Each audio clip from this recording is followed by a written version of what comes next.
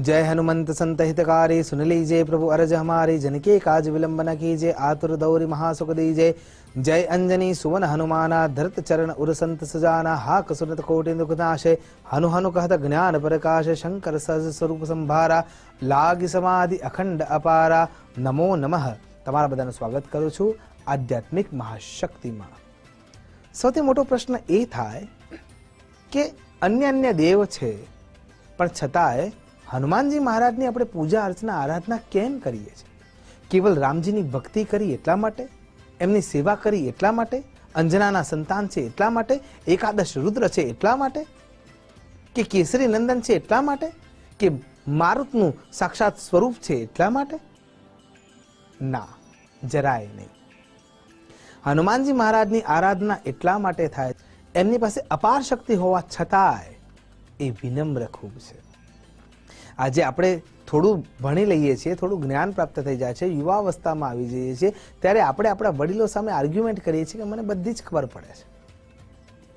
હનુમાનજી મહારાજે બાલ્યાવસ્થામાં પંચમહાભૂતોને આત્મસાત કરી લીધા હતા। अलग अलग देवों पासेथी अलग अलग शक्तिओ स्वीकारी लीधी हती। ब्रह्माजी पासेथी ब्रह्म ज्ञान प्राप्त करी लीधुं हतुं।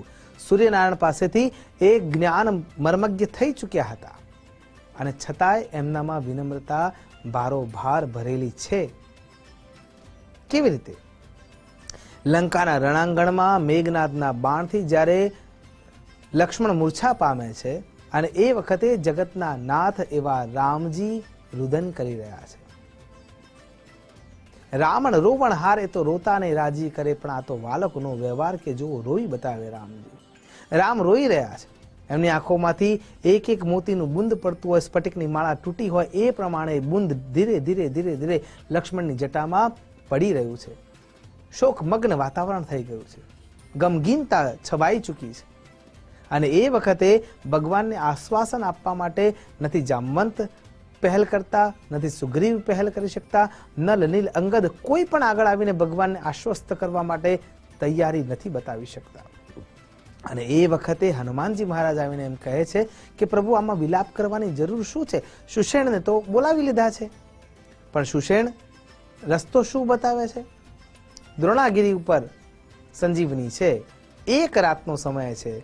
जो सविता सूर्यनारायणनो उदय थाय अने संजीवनी ए पहला लक्ष्मणना मोढामां ना जाए तो लक्ष्मण बची शके एम छे नहीं।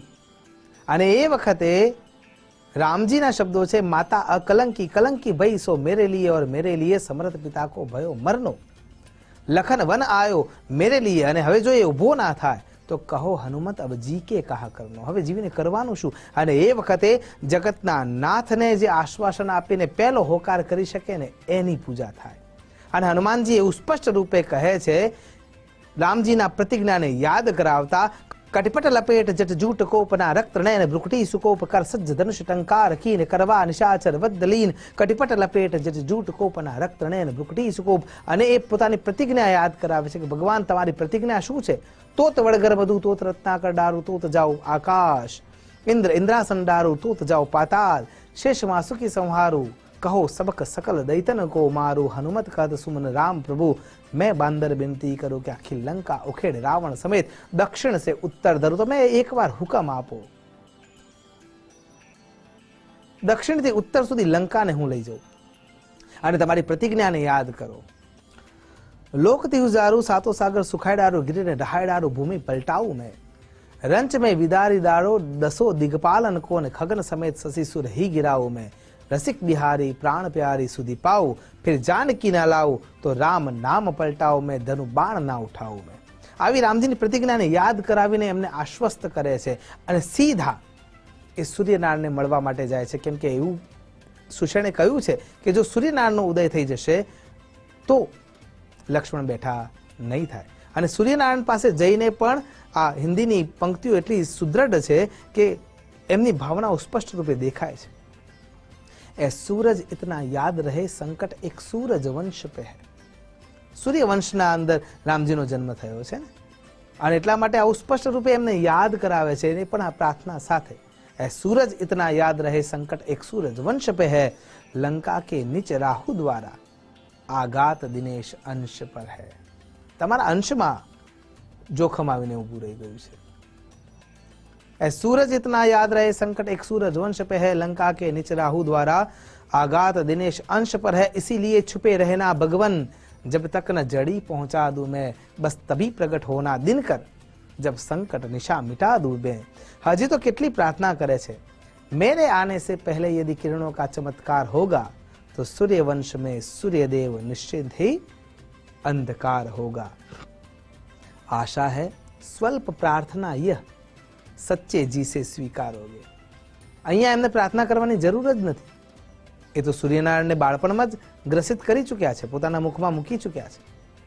તો અત્યારે તો એ બહુ સારી રીતે સૂર્યનારાયણને બંદી બનાવી શકત, પણ ના, વિનમ્રતાના કારણે થઈને જ એ પૂજિત થાય છે અને એનો આ પુરાવો છે. અને એટલા માટે આગળ કહે છે આશા હે સ્વલ્પ પ્રાર્થનાય સચ્ચે જીસે સ્વીકારોગે. आतुर की आर्त अवस्था को होकर करुणार्थ निहारोगे. आटली बधी आजीजी कर्या पछी ए पोतानी वात मूके छे के अन्यथा क्षमा करना दिनकर अंजनी तने से पाला है बचपन से जान रहे हो तुम हनुमत कितना मतवाला है फिर से तुमको मुख में डर रखने का वही क्रूर साधन होगा बंदी मोचन तब होगा जब लक्ष्मण का दुख मोचन होगा. तो आटली बधी अनुनय विनय करवानी જે પદ્ધતિ છે એ હનુમાનજીને શ્રેષ્ઠ બનાવે છે. અને છાતી ચીરીને જેને રામ બતાવ્યા એના સાંપડે આજે સુખ. અને છતાંય ધૂળમાં ધામા રાખીને એમને રક્ષણના ભાગને આગળ રાખીને કેવળ અને કેવળ રામજીની સેવા જ કરી. કોઈ પદ કે પ્રતિષ્ઠાની લાલસા રાખી નથી. એની જગ્યાએ આપણે તરત જ પોતાની પદ અને પ્રતિષ્ઠાની વ્યવસ્થા વિચારવા લાગીએ છીએ અને સામેવાળાને એવું જતાવીએ છીએ કે મેં તારા માટે આવું કર્યું છે. આ નિસ્વાર્થ સેવાના કારણે થઈને હનુમાનજી પૂજિત છે. આ વિશ્વમાં સૌથી વધારે મંદિર જો કોઈ જગ્યાએ જોવા મળતા હોય તો એ હનુમાનજીના જ હશે. એનું કારણ એ જ છે કે ગામના જાપે, ઘરના જાપે અને અન્ય દેવાલયોમાં પણ દરેક જગ્યાએ હનુમાનજીનું સ્થાપન છે અને છે જ. કારણ એક જ છે, એમની સેવા પરાયણતા. અને છતાંય સામે કોઈ ચોપડા રાખ્યા નથી કે મેં તમારા માટે આ કર્યું છે. અને જ્યારે લોકો એમાં શંકા કરે છે ત્યારે એ છાતી ચીરીને બતાવે છે કે આ રામ છે, મારા હૃદયમાં પણ એ છે ને બહાર પણ એ છે. અને તેટલા માટે થઈને આપણે હનુમાનજીની આરાધના કરીએ છીએ. સાથે હનુમાનજી કેવળ દેવ તત્વ છે, ભગવાન તત્વ છે એવું પણ નથી. એ એનાથી ઉપરની કેટેગરીમાં આવે છે જેને કહેવાય કિમ પુરુષ. એ કયા પુરુષ તરીકે પૂજિત થશે, વર્ણિત થશે, દેખાશે એ પણ નક્કી નથી. જેમ કે જેટલી પણ રામકથાઓ ચાલે છે ત્યાં ભગવાન અલગ અલગ રૂપે આવીને બેસે છે. તુલસીદાસજી મહારાજને જ્યારે મળ્યા હતા ત્યારે પણ અલગ રૂપમાં જ હતા. અને રામાયણકાળને જ્યારે યાદ કરીએ ત્યારે બહુ સ્પષ્ટતાથી સૂક્ષ્મ રૂપ ધરી સિંહ દિખાવા, વિકટ રૂપ ધરી લંક જરાવા, ભીમ રૂપ ધરી અસુર સહારે. અને જ્યારે રામજીને પહેલી વાર મળ્યા ત્યારે પણ વિપ્ર રૂપ ધરી બ્રાહ્મણના વેશમાં એ મળવા માટે ગયા.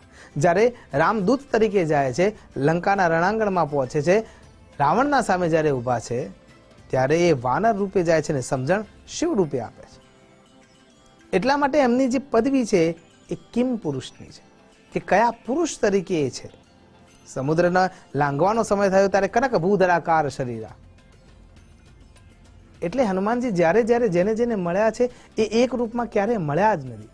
અને એટલા માટે એમની જે અવસ્થા છે એને કિમ પુરુષની અવસ્થા કહી શકાય છે. કે આ કયા પુરુષ રૂપે આવશે એ નક્કી નથી. એ જ રીતે જોવા જઈએ તો અર્જુનના રથ પર કપિધ્વજ રૂપે બેસીને રક્ષણ કરે છે અને ભીમને જ્યારે મળે છે ત્યારે વૃદ્ધાવસ્થામાં હોય છે. એટલા માટે હનુમાનજી મહારાજની આરાધના આપણે એટલે કરીએ છીએ કે એમના અંદર સર્વગુણ છે. મહાવીર વિક્રમ બજરંગી કુમતિ નિવાર સુમતિ કે સંગી. જ્યારે આપણે એમના જેવા ગુણને આત્મસાત કરીશું ત્યારે હનુમાનજી મહારાજ સાચા અર્થમાં આપણને મદદ કરનારા બનશે. આશા કરીએ ભગવાનની આરાધનામાં જપ તપ વિધિ વિધાન સાથે, સિદ્ધ હનુમાન ચાલીસા સાથે આપણે ઈશ્વરનું સાનિધ્ય લઈએ, બજરંગ બાણના આધારે આપણા શરીરને શુદ્ધ કરીએ અને સાચા અર્થમાં શુદ્ધતાનો ભાવ લાવી ઈશ્વરને આરાધિત કરીએ અને ઈશ્વરનું સાનિધ્ય લઈએ. એ જ અભ્યર્થના સાથે કે હનુમાનજી મહારાજને જે પ્રમાણે બળ છે, જે પ્રમાણેનો વિવેક છે, એ આપણા અંદર પ્રગટે અને આપણે સાચા હૃદયથી ઈશ્વરના નજીક પહોંચી શકીએ. નમસ્કાર. અસ્તુ સદા શિવોહમ. નમો નમઃ.